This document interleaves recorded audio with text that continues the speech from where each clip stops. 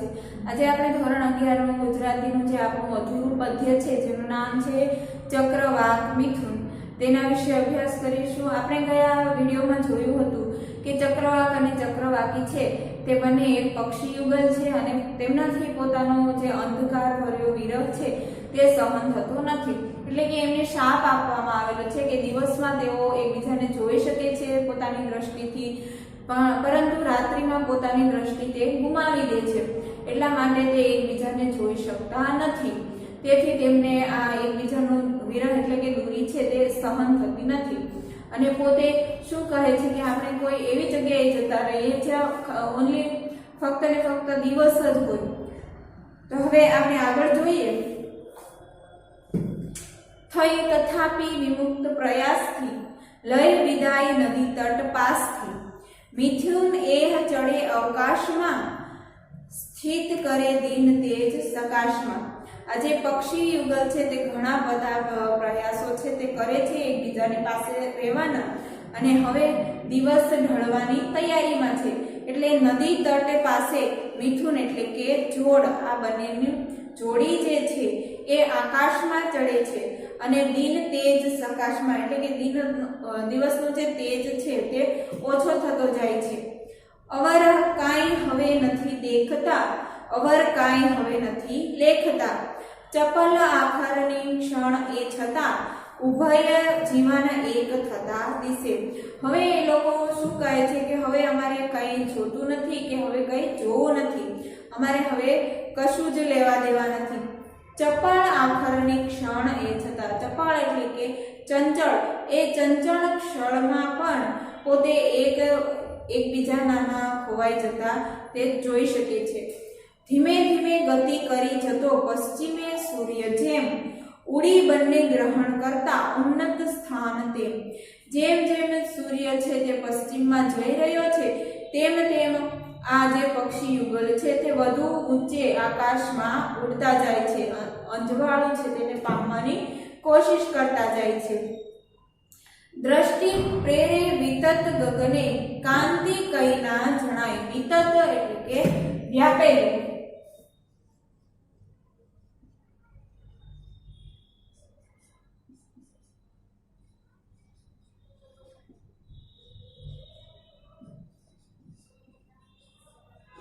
વિતત એટલે વ્યાપેલું। તો અહીંયા શું કીધું છે કે દ્રષ્ટિ પ્રેરે વિતત ગગને, સમગ્ર ગગનમાં જે બધે ફેલાયેલું છે તે આકાશમાં પોતાની દ્રષ્ટિ નાખે છે, છતાં પણ કાંતિ કઈ ના જણાય, કાંતિ એટલે કે નૂર અથવા તો તેજ, પરંતુ છતાં પણ ક્યાંય તેજ જણાતું નથી। આછી આછી રસ રહિત ત્યાં વાદળીઓ તણાય, આછી આછી એટલે કે આછા અવકાશમાં જે વાદળીઓ છે તે જ જણાઈ રહી છે, ક્યાંય પણ નૂર એટલે તેજ અથવા તો દીપ્તિ ક્યાંય જણાતી નથી। ઉદ્ધીને રવિબિંબ હવે અડે, અતિ સમુચ્છિત તે હવે ચડે, ઉદ્ધી એટલે કે સમુદ્ર,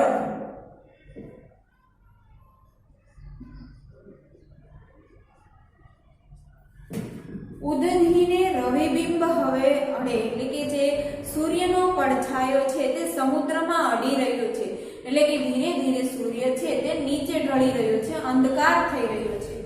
અતિ સમુચ્ચિત તે હવે ચડે, અતિ સમુચ્ચિત એટલે કે ઊંચે ચડેલું, અતિ સમુચ્ચિત જે ખૂબ જ ઊંચે ચડેલા છે તે હવે નીચે જણાઈ રહ્યા છે।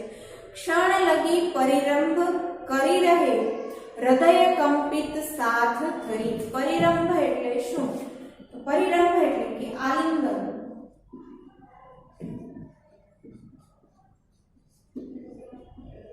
પરિરંભ એટલે આલિંગન અથવા તો એકબીજાને ભેટવું।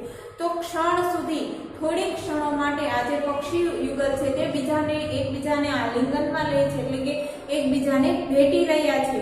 પોતાનું હૃદય કંપતું રહે છે, હૃદય કંપિત સાથ ધરી, પોતાનું હૃદય કાપે છે છતાં પણ તેઓ એકબીજાને ભેટી રહ્યા છે। રોમે રોમે વિરહ ભયની વેદનાથી બળે છે, છૂટી છૂટી સહન ન થતા મત પાછા મળે છે। પોતે રોમ રોમ એટલે કે એના રૂવાડામાં રગ રગમાં વિરહની વેદના છે, છૂટા પડવાની જે વેદના છે જે દુઃખ છે તે રવાડામાં એટલે કે રગે રગમાં ઉતરેલું છે, છતાં પણ તે એકબીજાને પાછા મળી અને સહન કરી લે છે. વેળા ખાતા વિધિ દમનની ગાત્ર ખેંચાય સામા, પ્રેમી બંને ધૃતિ અતિ છતાં થાય સંમઢ આમાં. વિધિ દમન એટલે શું? તો વિધિ દમન એટલે કે દુર્ભાગ્ય.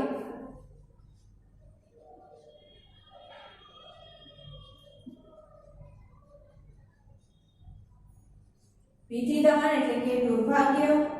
અને ગાત્ર એટલે શું? તો ગાત્ર એટલે કે અંગ. વેળા થતા વિધિ દમનની એટલે કે છૂટા પડવાની સમયે થતા દુર્ભાગ્યની સ્થિતિના લીધે બંનેને એકબીજાથી છૂટું પડવું પડે છે. અને અંગો ખેંચાય સામા, જે ભેટી રહ્યા હતા તેના અંગો છે હવે છૂટા પડી રહ્યા છે. પ્રેમી બંને ધૃતિ અતિ છતાં થાય સંમઢ આમાં, બંને ખૂબ જ ધીરજ ધરે છે. ધૃતિ એટલે કે ધીરજ, અતિ વધારે પડતી ધીરજ રાખે છે, છતાં પણ એકબીજાથી સંમોહિત થાય છે. સમૂઢ આમાં એટલે કે સંમોહિત થવું, એકબીજાના મોહમાં પડવું. ટળ વડે નિરખી રચના વન, તર ફળે સમજી રચનારની, શ્વસન દુખિત છેવટે સારતી, પ્રિયતમા વચ આમ ઉચારતી. આ બંને જે પક્ષી યુગલ છે તે વનની રચનાઓ, આટલી સુંદર રચનાઓ જોઈ અને તરફડી ઉઠે છે અને જેને આ રચના કરી છે તેને સમજી અને એક નિશાસો નાખે છે અને દુખી થાય છે. શું કીધું છે કે શ્વસન દુખિત છેવટે સારતી, પોતાના શ્વાસમાં એક નિશાસો નખાઈ જાય છે, દુઃખથી નિશાસો તેઓ સારે છે. અને પ્રિયતમા વચ આમ ઉચારતી, પ્રિયતમા એટલે કે ચક્રવાકી છે તે આવા વચન ઉચ્ચારે છે. તો કેવા વચન ઉચ્ચારે છે તે આપણે આગળ જોઈએ. પાષાણોમાં નહીં હવે આપણે નાથ રહેવું. પાષાણો એટલે પથ્થરો. શાને આવું નહીં જ રે આપણે નાથ સેહવું. ચાલો એવા સ્થળ મહી વસે સૂર્ય જેમાં સદૈવ, આનાથી કંઈક અધિક હૃદયે આર્દ જ્યાં હોય દેવ. તો આ ચક્રવાકી છે તે ચક્રવાકને શું કહે છે કે હવે આ પથ્થર રૂપી જળ જેવી દુનિયામાં આપણે રહેવું નથી. શાને અહીંયા રહી અને એકબીજાનો વિરહ સેવવો છે. એટલે શું કહે છે કે અહીંયા આપણે નાથ રહેવું નથી અને આપણે નાથ હવે અહીંયા સેવવું નથી. ચાલો એવા સ્થળ મહી વસે સૂર્ય જેમાં સદૈવ. પોતાને શું શ્રાપ છે કે સૂર્યનો અંત અજવાસ હોય ત્યાં સુધી જ એકબીજાને તેઓ નિહાળી શકે છે. તો એટલા માટે તે કહે છે કે આપણે કોઈ એવા સ્થાને જઈએ જ્યાં સૂર્ય સદૈવ વસતો હોય, એટલે કે સૂર્ય ક્યારેય પણ આથમતો ન હોય. ત્યાં એક જે તેજ છે સૂર્યનું તે સદૈવ માટે રહેતું હોય. આનાથી કંઈક અધિક હૃદયે આર્દ્ર જ્યાં હોય દેવ. એટલે આનાથી જે કરુણાવાળું, આર્દ્ર એટલે શું, અહીંયા કરુણાવાળો દર્શાવવામાં આવ્યો છે. આર્દ્ર એટલે ભીનું થાય, પરંતુ અહીંયા કહેવાનો મતલબ છે કરુણાવાળો. એટલે કે આનાથી પણ કરુણાવાળા ઘણા દેવો છે ત્યાં હશે. પ્રવદતા અટકી ગઈ એ મહી. પ્રવદતા એટલે કે બોલતા, આટલું બોલતા જ ચક્રવાકી છે તે અટકી જાય છે. અધિક ધીરજ ધરી શકી નહીં, વધારે તે ધીરજ ધરી શકતી નથી. થઈ નિરાશ હવે લલના રૂએ. લલના એટલે શું? તો લલના એટલે કે સુંદર સ્ત્રી. અહીંયા ચક્રવાકીને સુંદર બતાવવામાં આવી છે. એટલે કે હવે ચક્રવાકી એટલે કે આ જે સુંદર ચક્રવાકી છે તે નિરાશ થઈ ગઈ છે અને નિરાશાના મારે તે રડી રહી છે. મૃદુલ પીછ થકી પ્રિયે તે લુએ. એટલે મૃદુલ એટલે કે કોમળ પીછાથી જે ચક્રવાક છે તે ચક્રવાકીના આંસુ લૂછી રહ્યો છે. પણ હજી દિન શેષ રહ્યો જરા, નજર ફેરવી જોઈ બધી ધરા. પ્રણય વીર લહી સ્થિરતા કહે, અગર જો રૂજ અંતરમાં સહે. એટલે કે હજી પણ થોડોક દિવસ છે તે બાકી છે, તો એ દિવસમાં બધે જ હું નજર ફેરવી લઉં, આખી સૃષ્ટિમાં મારી નજર ફેરવી લઉં. જે વસ્તુ છે ત્યાં જેમાં પ્રણય વીર લહી સ્થિરતા કહે, એટલે કે જે લોકો પ્રણયમાં સ્થિર રહી શકે છે એ એવી પીડા છે તે પોતાના અંતરમાં સહે છે. રૂજ એટલે કે પીડા.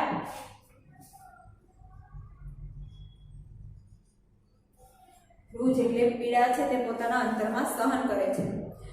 હા શબ્દો આ સરળ સરખા મર્મને તીવ્ર ભેદે ગર્ભાત્માને સ્ફુરિત કરતા ધૈર્યને છેક છેદે. એટલે આ જે શબ્દો છે સરળ સરખા મર્મને તીવ્ર ભેદે એટલે શું કીધું કે અહીંયા હજી પણ જે શેષ દિવસ બાકી રહ્યો છે તો એટલામાં હું બધામાં નજર ફેરવી લઉં કે આ જે પ્રણયની મારી ઈચ્છા છે તેને હું એકવાર હજી માણી લઉં. એટલે શું કીધું કે આ શબ્દો સરળ સરખા છે પરંતુ એમાં તીવ્ર ભેદ મર્મ રહેલો છે. શું મર્મ રહેલો છે તો ગર્ભાત્માને સ્ફુરિત કરતા ધૈર્યને છેક છેદે. એટલે કે આ મર્મ છે તે ગર્ભાત્મા એટલે કે આપણો અંતરાત્મા અંદરનો માયલો છે તેને પ્રગટ કરે છે. લાંબા છે જ્યાં દિન પ્રિય સખી રાત્રિય દીર્ઘ દેવી આ ઐશ્વર્ય પ્રણય સુખની હાય આશા જ કેવી. તો ચક્રવાકી જ્યારે કીધું કે આપણે કોઈ એવા સ્થાને જઈએ જ્યાં સૂર્યની રોશની છે તે સતત રહેતો હોય, દિવસ ખૂબ જ લાંબો હોય, ત્યારે ચક્રવાક શું કહે છે કે હે પ્રિય સખી જ્યાં લાંબા છે દિન ત્યાં રાત્રિય દીર્ઘ દેવી એટલે કે જ્યાં દિવસ લાંબો હશે એટલી જ રાત્રિ પણ લાંબી હશે ને. તો આ ઐશ્વર્ય એટલે કે આ જન્મમાં હવે પ્રણય સુખની આશા જ કેવી.